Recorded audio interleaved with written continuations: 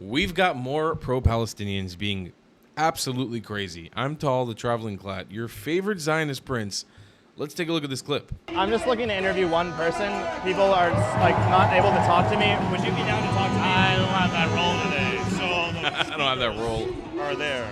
No, but I just want to get to know your thoughts on the strike last night. Yeah, that's not my job for the day. What's your job for the day? Well, right now I'm on security, so I can't. What organization are you with? So who can go? Or one of these members? What organization are you with? I can't answer that, sorry. A day after the United States struck Iran's nuclear facilities, I went to a pro-Iran protest in New York City to ask people their thoughts on the strike. By the way, before we get into this, show Nate Friedman some love. Subscribe to his channel, The Nate Friedman Show. Want to support fellow Jews doing incredible stuff. Definitely go show him some love. Up exposing multiple paid protesters and an NGO facilitating lawlessness all over the country. This is my biggest exposed video yet. Welcome back to the Nate Friedman Show. Question. What did you think about the strike yesterday?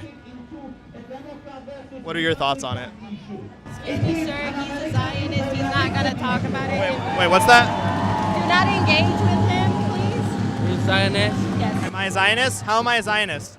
So within 3 seconds of my first interview at the protest, this woman runs over to stop the conversation. And if I slow the video down, you can clearly see her getting instructions from a professional protester to run over and stop the interview from happening. It's clear they have me on a list, and you'll see more evidence of that in a moment. You're on a list, Nate, because you're a Jew. I don't think for any other reason. Something directly to the woman who tried to stop the interview. The man you're protecting from an interview has a flag in Arabic that writes, "There is no God but Allah." Now, Gaza agrees. That's why it's governed with Sharia law, meaning if you touched him in public, you'd be a criminal, and it wouldn't help your case that you're not wearing a hijab either. Now, unfortunately, in your effort to cover up the truth, you showed me where to look. This man is not only a professional protester, but something much worse. Watch this. Here he is leading a protest right in front of the White House, back again in New York City leading the charge, and again outside the Trump building on Wall Street. Here's where things take a horrific turn. This is him standing with a man wearing a Hamas headband, so that made me want to dig deeper, especially because he may be a threat to the American people. That's when I found him honoring a terrorist that killed American soldiers. Here he is speaking at a vigil for Nasrallah, the former Secretary General of Hezbollah, the very proxy that killed over 600 American soldiers in Iraq. Now, this man actually may be responsible for the health of some New Yorkers right now, because I found him with the Healthcare Workers United for Palestine movement and again wearing a Test and Trace Corps jacket. That's part of the New York State government, the people responsible for doing medical testing.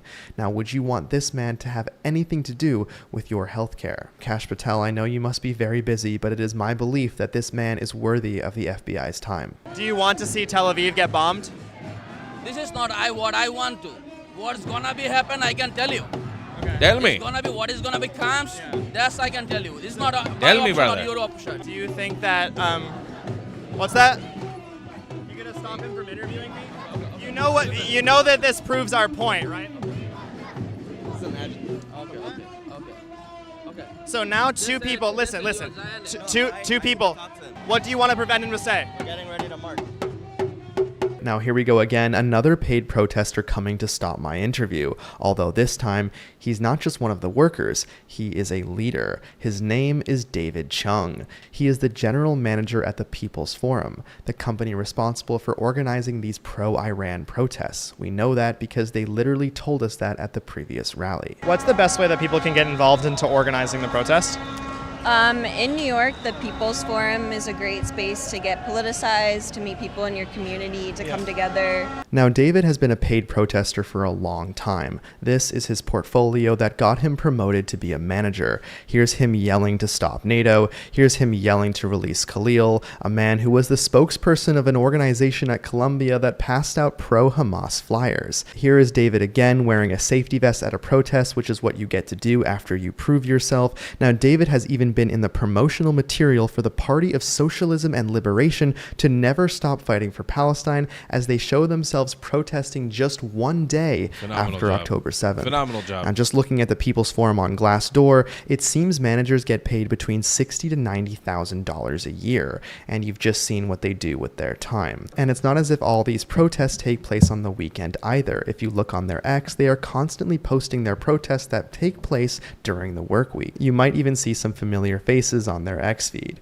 But all of this isn't about just some manager at a company. This goes all the way to DC. Here is David with Rashida Tlaib. Now, Tlaib is a congresswoman who has called for the abolishment of police. She's also promised to, quote, impeach that mother when referring to Trump.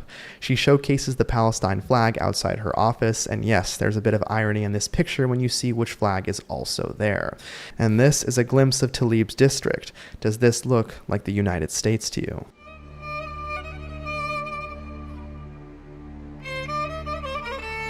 So what is the People's Forum, and how did they get powerful enough to meet with a congresswoman? First, we have to talk about this photo. On the very right is Manolo Santos. He's the executive director of the People's Forum. Now, I'm not sure if there's enough therapy in the world for Manolo, because he said, when we finally deal the final blow to destroy Israel, when the state of Israel is finally destroyed and erased from history, that will be the single most important blow we can give to destroying capitalism. Now, when you get your kids ready for school, he's protesting. When you go to work, he's getting arrested. When you go out to lunch, he's occupying Fox News. He has, without a doubt, one of the largest portfolios of a paid protester that I've ever seen. But they got this picture with Tlaib because she's been an advocate for ending the blockade to Cuba for a while now. Tlaib actually tried to push an amendment in 2022 to suspend U.S. restrictions on financing agricultural exports to Cuba, and even 55 Democrats voted against it. So that was tax money well spent. Now, David is in this picture because he's high up at the People's Forum, and he has been no stranger to Cuba activism. The irony is that Cuba doesn't have freedom of speech. It's a one-party state ruled by communism. So this entire career that he's built himself wouldn't exist in Cuba. Now, who's funding the bales of these paid agitators? His name is Neville Roy Singham, a billionaire and self-described socialist. Singham and his wife Jody Evans, who is the co-founder of Code Pink, have given over $20 million to the People's Forum. Singham funneled the money through the Goldman Sachs Philanthropy Fund, and after a while of keeping the source of the money a secret, the People's Forum eventually said, a few years ago we met Roy Singham, a Marxist comrade who sold his company and donated most of his wealth to nonprofits that focus on political education, culture, and internationalism. Now, Singham, the principal donor of the People's Forum, made his money by selling his IT consulting business to a private equity firm for $785 million. Now, Singham has praised Hugo Chavez, describing Venezuela under his rule as a phenomenally democratic place. He's also said that China is teaching the West that the world is better off with a dual system of both free market adjustments and long-term planning. So with that $20 million that Singham gives the People's Forum, they use it to host classes on Marxism. They essentially serve as a protest incubator for other nonprofits. In April of 2024, more than 100 activists from ongoing anti-Israel protests on Columbia University's campus met with members of the People's Forum in their Manhattan office just hours before protesters occupied Columbia's Hamilton Hall. So Singham, along with Soros, is one of the biggest funders of anti-America protest. Next up, I went to go see what the flyers were that they were passing out. When I went to just ask the guy a question, this gentleman wearing a shackled by the occupier shirt in Arabic came to stop my interview. Okay. Hey man, can I ask you a question? Why are you stopping people from doing interviews? Can I ask you guys why you're doing that? You want to keep walking? Yeah, fake point somewhere that you need to go. Now this guy is another professional protester. Take a look at this. You see how he's the middle one here with the director of the People's Forum occupying Fox News? Now that's all normal behavior for these guys, but here's him getting arrested. Little less normal, but still par for the course. But what was he arrested for? Now, I found an article of him getting out of jail. You can clearly see it's him. It's the same tattoo, and the article says it's for the Columbia protest that took place. But yet there's no sign of him actually being a Columbia student.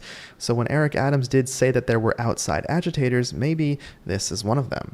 Now, it looks like he works with the PSL. You can see he doesn't like getting his picture taken. Now, the PSL's fiscal sponsor is the Progress Unity Fund, and we know from last episode that the amount of random ass organizations in this video, my God. Sponsor of the Progress Unity Fund is the Tides Foundation.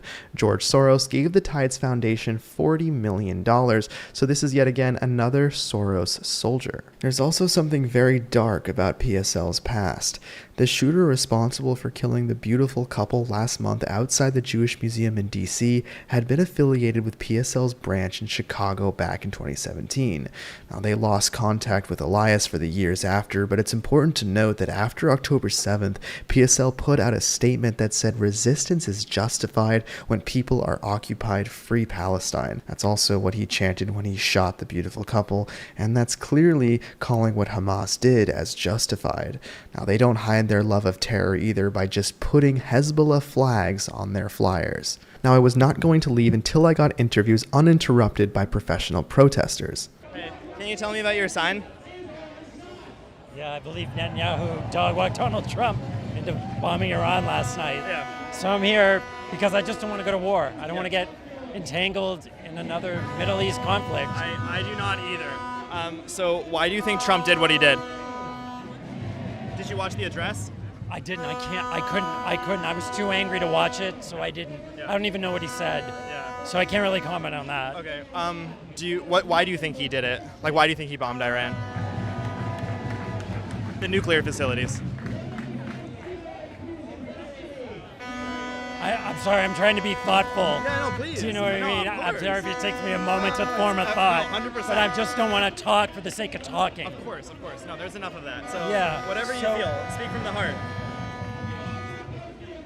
Now, while he gathers his thoughts, did you see that Iran condemned Trump's, quote, disrespectful Khamenei comments? Now, the left is agreeing that Trump's comments went too far, saying that it could escalate the conflict, while the right is highlighting how Iran has real capabilities and that Trump is a strong protector. It truly feels like you're reading two different pieces of news about the same story these days. That's why before going to these protests, it's crucial I understand what both sides are thinking so I can ask great questions. Now, before Nate Friedman goes into his ad spot for Ground News, which I'm sure that was going to be, it just sounds like the setup. I want to recommend everybody go to his channel right now and check out the original video. I don't want to watch the entire thing here. I don't want to take from him. Definitely make sure you go watch his whole content piece on his YouTube channel, The Nate Friedman Show. Honestly, it's the rabbit hole that these organizations and these professional protesters are in is insane. Like, it's crazy how deep it is, how infiltrated the American framework is when it comes to these professional protesters. It's a career for some of these people. Some of these people don't have jobs, and this is what they go out. They get paid to go out and do this. That's bananas. That's bananas. And I wouldn't be surprised if that money trail leads back to China, leads back to Russia, leads back to Qatar, leads back to Iran directly in the streets of America. This is your war, folks. This is your war against these people. You got to wake up to it. See you guys in the next one. I love you a long time. Goodbye, Clats. If you believe in my content and want to support me, just know your help is needed. There's a bunch of great ways to support me, being PayPal, Buy Me a Coffee, or joining my Patreon community down below. Patreon is the best way to support my channel, and you'll get a bunch of cool perks depending on what tier you join. Another great way to support me is by buying my merchandise on thetravelingclat.com. I regularly drop new merch designs like this beautiful hat or this amazing shirt, where you can support the channel and get something cool for yourself. I also have an amazing Discord community with people from all over the world. Thank you so much for your support.